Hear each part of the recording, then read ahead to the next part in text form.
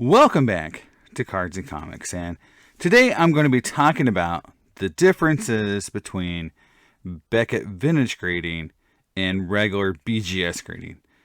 And this was brought up because I was listening to the Sports Card Nonsense podcast, which I've gone on the record a few times about how I'm not a big fan of Mike Giuseppe just because of his attitude towards other creators. And people in the space, basically, no one gets respect but him and the people he's involved with. I think it's a little short-sighted where he's not really very community-oriented in that way. But anyway, he went on the record talking about, how there might be a play between grading BVG cards into PSA and just kind of talking about BVG cards being kind of undervalued, and I want to just talk about it because I think a lot of people in the hobby don't understand that there are some real big differences between Beckett Vintage and regular Beckett grading. So let's listen to what he says. Because I have a card in my hand here. This is a 1959 Topps Johnny Unitas BVG 8.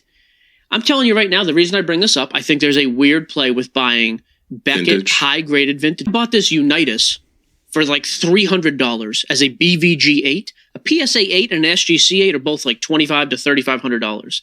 I think there's a real interesting play in buying high-grade Beckett vintage stuff and trying to cross it over to one of the other two companies. Enough of that. So, yeah, he's got an idea to cross over Beckett vintage graded cards into PSA and SGC. And the reason why I found it so interesting was because it's been done so many times before and usually meets pretty bad results because of how the grading standards are different. And you can search the many threads on Blowout and PSA to find real world examples. So I'm just going to talk about it a little bit. But, I think it's also sort of what I talk about the newbie side of this hobby, that people come into the hobby don't have this history, 20 plus years experience in the grading side, where you kind of know what the holders mean and what the grading companies offer from different grading standards. So I'm just going to walk through it real quick. Hopefully this is useful to anyone coming into the hobby, but around the idea of crossing over BVG cards to SGC and PSA, I'm going to say just, short, that it's probably not a good idea. So let's go into the first thing I got here is, what is Beckett Vintage grading, right? So I've got the little BVG grading facts up from Beckett's own terrible website. And here's what it says. Beckett Vintage grading is the way to have vintage cards graded. Okay. Now, the first thing it says here is the service recognizes the difference in production techniques between modern and pre-1981 cards. Now, it basically says that the condition of the card, surfaces, and edges can be graded differently than regular cards graded after 1981, right? So, what that really means, is that Beckett started grading vintage cards in 1999, 2000 when they started. By 2001, they realized they had a major problem because you can't grade chrome cards like you can, a 1906,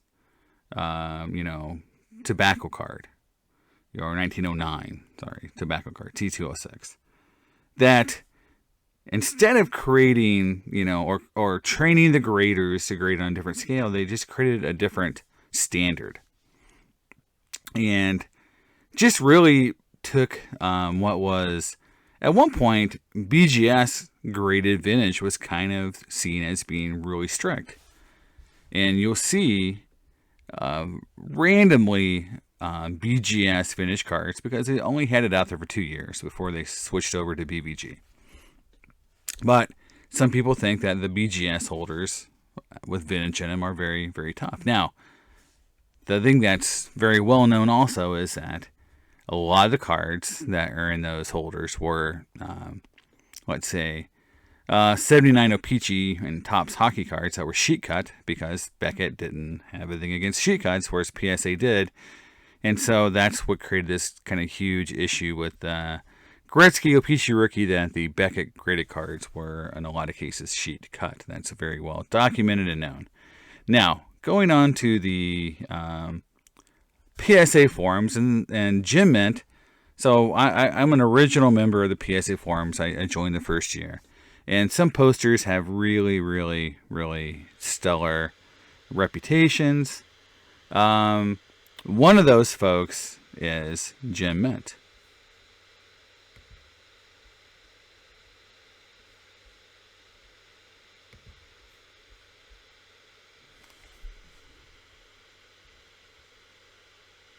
Jim Mint posted this. Again, this is 2002, guys. This is 20 years ago. That, Beckett used to grade older cards very harshly. And I believe they weren't as adept at spotting alterations at this time.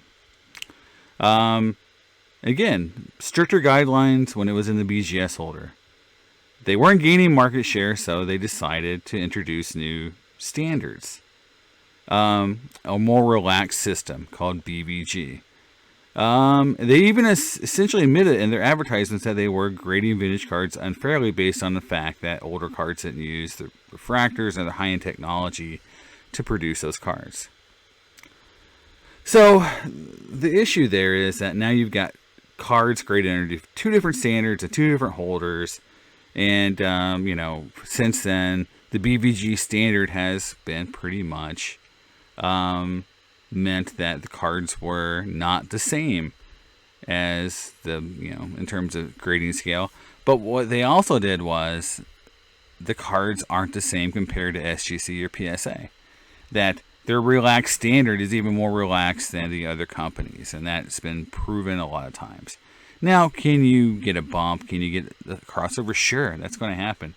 But for people who've been doing this a long time, they'll tell you the odds of getting something that's been trimmed or overgraded in a BVG holder is much, much higher, right? And so another source here, all vintage cards, is BVG a good option for grading? I want to just triangle and get a few different sources here, different people talking about this, right? Not just my own experience or randos on sports cards forums, but again, Jim Mint is one of those OG guys on the PSA forums. If you were back then, you knew he was a really, really serious collector and had a lot of good knowledge. But here you go. You get BVG over here. And here's a quote from Beckett talking about this new system. And they took away the subgrade. So at first, BVG had subgrades, and now they don't. And they took the subgrades out because they say while subgrades did point out the best aspects of a card, it also focused on that critical flaw, the one that stood out the most glaringly on the report card. Moving into a single grade system will better allow a vintage card to stand on its overall positive aesthetic merits instead of drawing excessive attention to the lowest subgrade. Now, it's just interesting that they had to do that because, it's basically collectors telling Beckett that I can't sell my card in your holder as high as I can in PSA because people know immediately why it's bad. You're telling them what's wrong with the card, and we can't have that in older cards, but we can definitely have that in newer cards because, newer cards, the difference between 8, 9s, and 10s is like, graders on a bad day, right, or whatever. There's not a lot of difference, but in most cases, the difference between an 8 and a 10 in a 1950s or 60s sports card is pretty obvious. So I think that was some of the issues here. You had collectors telling Beckett, knock off the subgrades. You're not selling for as much anyway, so you're making it worse. Now it says here, in terms of collector's preference, BVG has long been considered a second-tier player to PSA and SGC. It's never changed. It's never changed. Since the beginning of time, it's never changed. And, in that same article or same podcast from Sports Card Nonsense, they talked about I think a Jordan card that brought $110,000 less than or maybe another basketball card, less than same grade, PSA versus BVG. That's always been there. It's always been that way because they're not the same. They're not the same. BVG isn't the same as BGS, and it's not the same as PSA. They're just not. The standards are not the same. And again, many believe that BVG has long overgraded cards. And again, this guy's personal experience is that the grade's not very accurate. So again, this is why, we just have to be careful out there when you're talking about crossing over sports cards. But the issue I had with the podcast was just, it's a play. It's like an investment strategy. Go out and buy a bunch of BVG cards and cross them over to SGC and PSA and make a lot of money, or find out that they're overgraded and or altered and lose a bunch of money. I think I know which one's more likely to happen, based on tons of data points, based on most collectors in the space, and their experience, that's just something that doesn't work. And so it's odd for me that, that someone who has such a big voice in the hobby, says this is a good idea. So there's going to be people that follow that. They're going to try it, and they're going to be like, oh, well, these guys on the Ringer podcast said I should be doing this. And if you would just do a little research on your own, you'd find tons and tons of Net54, PSA forum, blow up forums of people who've done the same thing, sharing results, pictures, photos of why it's a bad idea. But, it could work once in a while, right? So then you could point out, well, I did it once and it worked. Okay, great. I've shared my 76 card SGC to PSA crossover. And in the day I did make money because I got lucky in the few cards that did pop higher. Going from SGC to PSA were the money cards, right? I got a few really big bumps, and that's what made me able to make money. But overall, I lost about 1.5 points in grades over the course of all those subs. So my personal opinion is, SGC misses stuff, and their holder causes damage, right? And that's my own personal experience. I've got 76 cards I did it on. I'm doing more on this next round. I'll be getting cards back from PSA very soon. They're in Q1 of the grading process. And I've got SGC to PSA. And I got some CSG vintage to PSA as well. So we'll see what these crossovers look like, guys. We'll see if this is going to work or not. Because I don't know. I honestly don't know how it's going to work. I hope it's going to work out. The cards I've looked at, I feel very good about, except for one. Go back to my PSA sub video, and you can find the one that obviously was overgraded and what the issues were. And I feel like I'm going to get creamed on that card, which sucks because it was a very cool card that I was hoping wouldn't have issues, and it really did. And it was from a grader that we'll talk about when I get the cards back, but man, it's very disappointing. But go to the video and you'll find out what I'm talking about. So there's that. So again, the moral of the story is that BGS has a completely different set of standards than BVG. They're not the same. If you're buying a BVG card, you're not buying a card that's been graded on the same scale as your 96, Chrome, Kobe, or your 2021 Prism football cards. That's not the scale they're using. They are using something different, more relaxed, and that relaxed standard really doesn't hold up compared to SGC and PSA. So therefore, to me, you're just kind of wasting time and money doing that.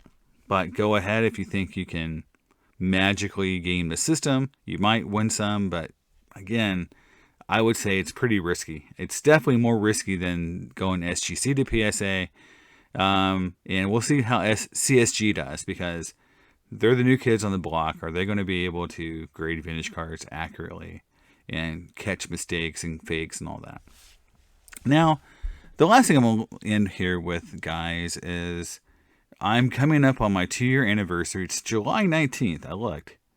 It's basically 2 weeks away from me recording this video. And, you know, I thought about what I'm going to do. I'm probably going to just walk through some of my videos and kind of talk about some Easter eggs and things, you know. I've been, you know, what I was thinking during that video, how embarrassing some of the early ones are, and just kind of what I was doing in some of the videos.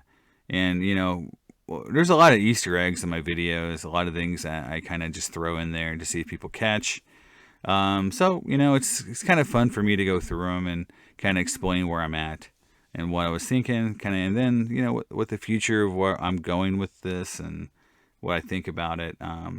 You know, it's been a journey. I can't say it's been perfect, you know, but it's been, you know, something I've evolved over the course of time, getting better at some things. You know, I still hate editing videos. You know, it takes a lot of time to do that, to do it well. So, but hopefully you guys, you know, want to just see how I'm at. I might do it on a live stream. You know, I've been avoiding the live stream thing too much because, honestly, because I don't think anyone's going to join if I go live. And, you know, we all have like things that just we don't want pushed in our face, which is such as not having popularity enough to even go live because no one's going to view you. But I might do it. I might go to StreamYard and do a live. Who knows? You know, it'd be fun if I do or not. You know, I might do my channel that way. I don't know if I'm going to open a box or not. I might. I've got a few boxes left to open, so I might do a box break and go back through the history of the channel a little bit and kind of talk about the Easter eggs I've thrown in to see if anyone's caught them. So anyway, that's the plan. Hope you guys had a good 4th. I was up in Lake George watching fireworks and spending time with the family. It was really cool. Back in the basement, in the doom room, doing my thing. Yeah, doom and gloom in the room here. You know, and yeah. So hopefully, you guys want to catch that video. I'm going to be putting out a lot of content in the next couple of days. And you know, you noticed. I hope you noticed. You know, I put out like 7 videos in like 3 days. I've got a ton of videos queued up that I've been working on, so they're going to come out, you know, pretty quickly. Hopefully, my Pirates collection video is going to be coming out pretty soon. A big comic book update is going to be coming out as well. So hopefully, you guys want to check those out, and you know, as I get ready for again my 2-year anniversary and getting ready for the National. So a lot of stuff happening. It's been a good holiday for me, getting me a little recharged. Took some time off from work, and putting out some more content. So hopefully you guys like it. Let me know in the comments. Like and subscribe. I don't usually say that in most videos, but I'll do it this time. And see you next time on Cards and Comics. Bye.